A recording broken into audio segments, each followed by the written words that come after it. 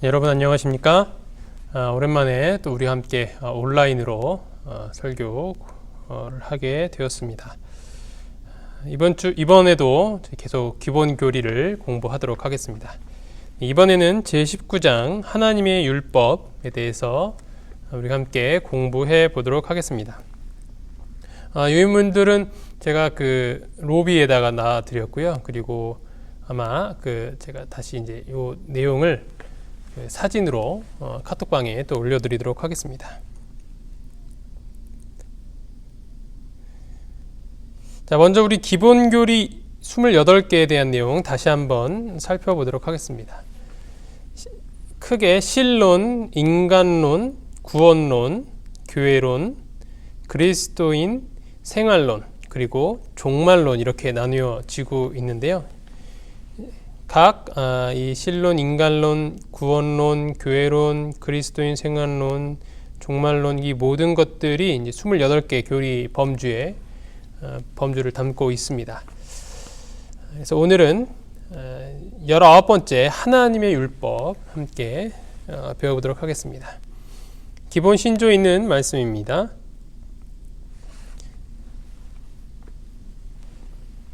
하나님의 율법의 위대한 원칙들은 십계명을 통해 구체화되고 그리스도의 생애를 통해 예시되었다. 그것들은 하나님의 사랑과 그리고 인간의 행위와 관계들에 관한 하나님의 목적의 표현이며 각 시대에 모든 인류가 지킬 의무가 있다.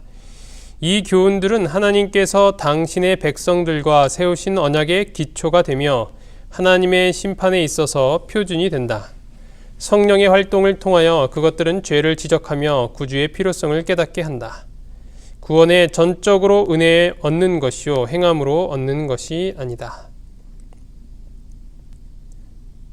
그러나 그 열매는 계명에 대한 순종이다. 이 같은 순종은 그리스도인의 품성을 개발시켜 주며 행복감을 가져다 준다. 그것은 주님에 대한 우리의 사랑과 동료 인간에 대한 우리의 관심의 증거이다. 믿음으로 말미암는 순종은 생애를 변화시키는 그리스도의 능력을 나타내며 그리하여 그리스도인의 전도를 힘있게 해준다.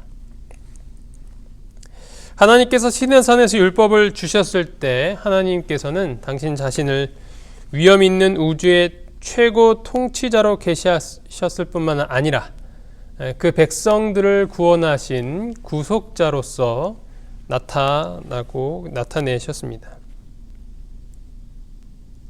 출애굽기 20장 2절 나는 너를 애굽 땅 종 되었던 집에서 인도하여 낸 내 하나님 여호와니라. 전도서 12장 13절 이래 결국을 다 들었으니 하나님을 경외하고 그의 명령들을 지킬지어다. 이것이 모든 사람의 본분이니라. 그래서 하나님이 우리의 통치자시며 또한 우리를 구원하신 분이시기 때문에 그분의 명령들을 지키는 것이 우리의 본분이다 라는 것입니다. 우리는 하나님의 자녀로서 그분의 명령인 이 율법을 지켜야 하는 것입니다. 그 큰 틀에서 시작을 해보도록 하겠습니다. 첫 번째로 율법의 본질이 무엇인지 오늘 함께 살펴보도록 하겠습니다. 율법이란 무엇인가? 무엇을 나타내는가? 이 십계명은 하나님의 품성을 반영한 것, 그것은 도덕적이고 영적이고 포괄적이면서도 보편적인 원칙들을 포함하고 있습니다. 첫 번째로는 이 입법자의 성품을 반영합니다. 하나님의 율법이 결국 하나님의 성품을 드러낸다는 것입니다. 성경은 그분이 율법 가운데서 하나님의 속성을 나타냅니다. 완전, 확실, 거룩, 의로움, 선함, 진리, 영원 이러한 특징들이 이 율법 속에 나타나고 그것은 결국 하나님의 성품을 이야기해 주는 것입니다. 로마서 7장 12절 이로 보건대 율법은 거룩하고 계명도 거룩하고 의로우며 선하도다. 시편 119편 151절 152절 여호와여 주께서 가까이 계시오니 주의 모든 계명들은 진리니이다. 내가 전부터 주의 증거들을 알고 있었으므로 주께서 영원히 세우신 것인 줄을 알았나이다. 주의 모든 계명들이 의로움으로 내 혀가 주의 말씀을 노래하리이다.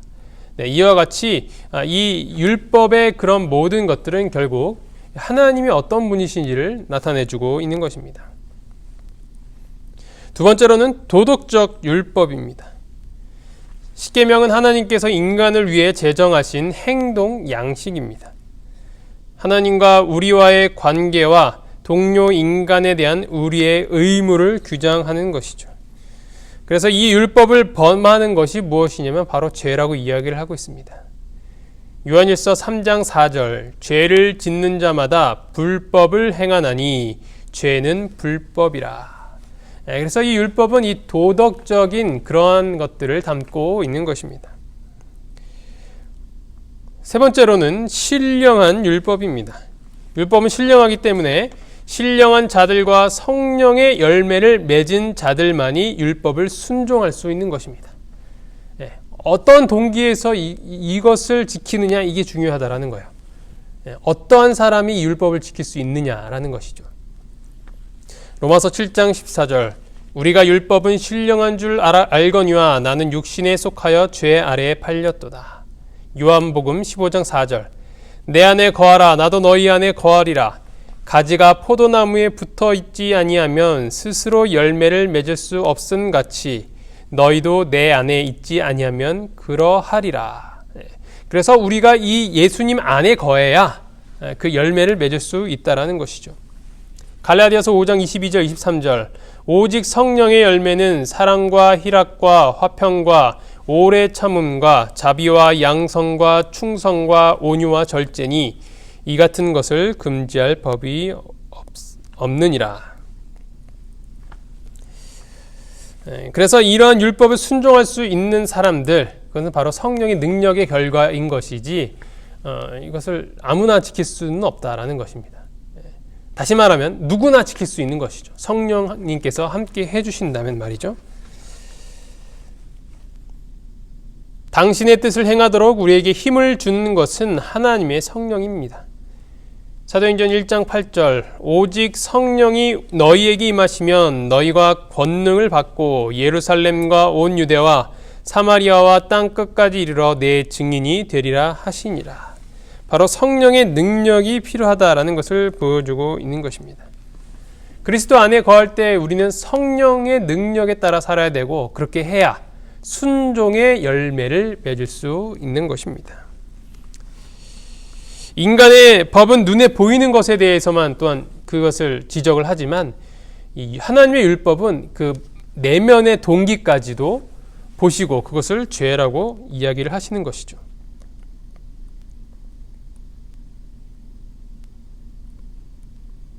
나는 너에게 이르노니 음욕을 품고 여자를 보는 자마다 마음에 이미 간음하였느니라. 이것은 무엇을 보여주냐면 마음속에 있는 것까지도 율법에 적용이 될 수 있다는 것입니다. 따라서 이 율법은 아무나 지킬 수는 없어요. 거듭난 사람만이 지킬 수 있는 것입니다. 하나님의 자녀로 다시 태어난 자만이 지킬 수 있는 것입니다. 다음으로는 긍정적인 율법입니다. 십계명은 금지 조항을 나타내는 것 이상이며 원대한 원칙들을 포함하고 있습니다. 우리가 해서는 안 되는 일뿐만 아니라 해야 할 일까지 망라하고 있는 것입니다. 이 십계명은 무엇을 하지 말아라 라고 이렇게 되어 있는 것만 우리가 보게 되지만, 또 한편으로는 그것이 긍정적인 역할을 줄 수 있다는 것입니다. 우리가 악한 행동과 생각들을 삼가하며 하나님께서 주신 우리의 재능과 은사들을 선을 위하여 사용하는 그 방법을 배워야 하는 것입니다. 그러므로 부정적인 금지 조항도 결국에는 긍정적인 그런 모습으로 갖게 되는 것이죠. 살인하지 말라라는 것은 결국 생명을 보존하는 일로 연장이 되는 것입니다. 따라서 이 부정적으로 보이는 듯한 이러한 표현은 결국 긍정적인 결과들을 낳게 되는 것입니다. 가려법은 기별 1권 235페이지의 말씀입니다. 십계명의 율법은 금제의 면에서보다도 자비의 면에서 고찰되어야 한다. 율법의 금제성은 순종에 따르는 행복의 확실한 보장이다. 굉장히 멋있는 말이지 않습니까? 율법의 금제성은 순종에 따르는 행복의 확실한 보장이다. 쉽게 이야기하면 이 말씀을 그대로 순종하게 되면 행복해질 수 있다는 것입니다. 이것도 못하고 저것도 못하니까 너무 불행해, 이것이 아니라 우리가 이렇게 이 율법 안에서 보호받을 수 있기 때문에 행복을 경험할 수 있게 되는 것입니다. 그리스도 안에서 받아들일 때 율법은 영원한 세대를 통하여 우리에게 기쁨을 줄 품성의 순결성을 이루도록 역사할 것이다. 순종하는 이들에게 율법은 보호의 장벽이 된다. 율법이 보호의 장벽이라는 것이죠. 뭔가 우리를 가둬놓는 그런 억압된 울타리가 아니라 보호하는 장벽이 되는 것입니다. 우리는 이 율법 안에서 인간에게 의의 불변의 원칙을 나타내시고 범죄의 열매인 악에서 인간을 보호하시려고 노력하시는 하나님의 선하심을 바라보게 되는 것입니다. 그래서 우리가 이러한 율법을 지킬 때 우리의 삶이 긍정적으로 바뀌고 행복한 삶을 누릴 수 있다는 것을 기억하시며 기쁜 마음으로 이 율법을 준행하시기를 간절히 바랍니다. 다음은 단순한 율법입니다. 십계명은 심오하면서도 단순하게 이해가 됩니다. 간단하기 때문에 이 아이들도 이해할 수 있을 정도라는 것입니다. 그러나 매우 포괄적이어서 있을 수 있는 모든 죄를 다 망라하게 됩니다. 하나님의 율법 가운데는 신비에 속한 것이 없다. 모든 사람들이 율법이 포함하고 있는 위대한 진리를 깨달을 수 있다. 가장 박약한 지능을 가진 사람도 이런 규칙들을 파악할 수 있고 가장 무식한 사람이라도 생애를 규제할 수 있으며 거룩한 표준을 본받아 품성을 형성할 수 있다. 다음으로는 원칙적인 율법입니다. 십계명은 모든 시대의 모든 인간에게 적용되는 모든 올바른 원칙들의 유학이라 할 수 있습니다. 어디서는 이것을 안 지켜도 되고 이런 문화에서는 이건 좀 바꿔도 되고 이게 아니라 이 율법은 절대적인 거라는 것이죠. 살인하지 말라고 했으면 어떤 상황에서도 우리는 살인을 해서는 안 된다는 것입니다. 부모를 공경하라고 했으면 이유를 막론하고 무조건 공경을 해야 되는 거예요. 그 부모가 정말 부모 같지 않은 부모라고 하여도 우리는 공경해야 된다는 것이 성경의 가르침입니다. 그래서 전도서 12장 13절에서 이것을 지키는 것이 바로 모든 사람의 본분이다라고 이야기를 하고 있는 것입니다. 이 십계명의 두 가지 큰 기본 원칙은 하나님을 사랑하고 이웃을 사랑하는 것입니다. 마태복음 22장 35절, 45절을 보면 그 중에 한 율법사가 예수를 시험하여 묻되 선생님, 율법 중에서 어느 계명이 크니이까? 예수께서 이르시되 내 마음을 다하고 목숨을 다하고 뜻을 다하여 주 너의 하나님을 사랑하라 하셨으니 이것이 크고 첫째 되는 계명이요 둘째도 그와 같으니 내 이웃을 내 자신같이 사랑하라 하셨으니. 처음 네 계명은 우리의 창조주요 구속주에 대한 우리의 의무를 규정하고 있으며 나머지 6계명은 인간에 대한 우리의 의무를 규정하고 있는 것입니다.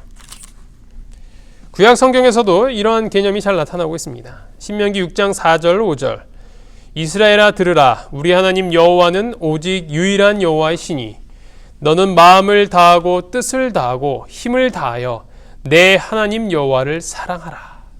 사랑하라는 것입니다. 사랑하기 때문에 율법을 지키라는 것이죠. 레위기 19장 18절에서도 원수를 갚지 말며 동포를 원망하지 말며 내 이웃 사랑하기를 내 자신과 같이 사랑하라. 나는 여호와이니라. 이것이 이 십계명의 하나님의 율법의 가장 크게 흐르는 두 가지 흐름이라는 것입니다. 하나님을 사랑하고 그리고 이웃을 사랑하는 이 두 가지 큰 흐름인 결국엔 이 사랑이라는 것으로 한 단어로 추기하게 될 수 있는 것입니다. 그래서 율법이라는 것은 사랑하는 것이고 사랑이 있어야 지킬 수 있는 것입니다.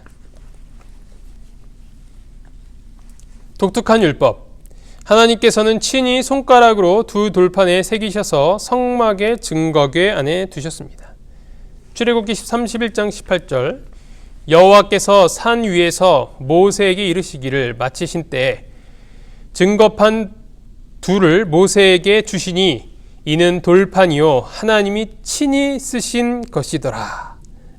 그래서 이 성경의 모든 책들은 성령 하나님의 감동하심으로 말미암아 인간들이 쓴 것이지만 기자들이 그것을 받아서 썼지만 이 십계명은 하나님께서 친히 쓰신 것입니다. 하나님께서 직접 쓰신 유일한 성경이 무엇이냐? 바로 이 십계명이라는 것입니다.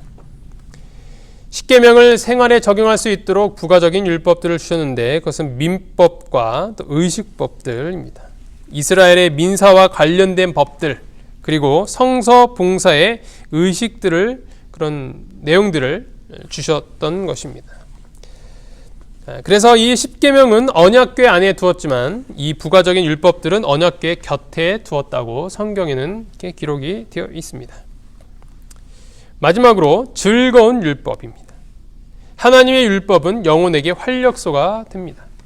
시편 119편 97절 내가 주의 법을 어찌 그리 사랑하는지요 내가 그것을 종일 작은 소리로 읊조리나이다. 시편 119편 127절 내가 주의 계명들을 금 곧 순금보다 더 사랑하나이다. 시편 119편 143절 주의 계명은 나의 즐거움이니이다. 이와 같이 이 율법을 지키는 것이 무엇이냐면 즐거움이라는 거예요. 억지로 힘들게 지키는 것이 아니라 즐거운 마음 가운데 지킬 수 있는 것이 바로 하나님의 율법이라는 것입니다. 하나님을 사랑하는 자들에게 계명들은 무거운 것이 아니라고 성경에서는 이야기를 하고 있습니다. 요한일서 5장 3절 하나님을 사랑하는 것은 이것이니 우리가 그의 계명들을 지키는 것이라. 그의 계명들은 무거운 것이 아니로다. 하나님의 율법이 즐겁지 않기 때문에 이 말씀을 읽고 또 묵상하는 데 어려움이 있는 것입니다. 하나님을 사랑하지 않기 때문에 우리는 율법을 지키기가 어려워지는 것입니다. 그러나 오늘 말씀처럼 이 율법이 즐겁고 행복한 것이라는 것을 우리가 다시 배운다면 그리고 하나님을 사랑할 때 그의 계명들을 지키는 것이 전혀 무거운 것이 되지 않는다면 오늘 이 시간 성령 하나님의 음성을 듣고 그분의 말씀에 다시 한번 순종하는 삶을 살지 않으시겠습니까? 오늘은 여기까지 공부하고 내일 더 자세한 내용 함께 살펴보도록 하겠습니다. 기도하시겠습니다. 하늘에 계신 하나님 아버지, 오늘 저희에게 하나님의 율법에 대한 내용을 공부할 수 있도록 도와주시니 참으로 감사합니다.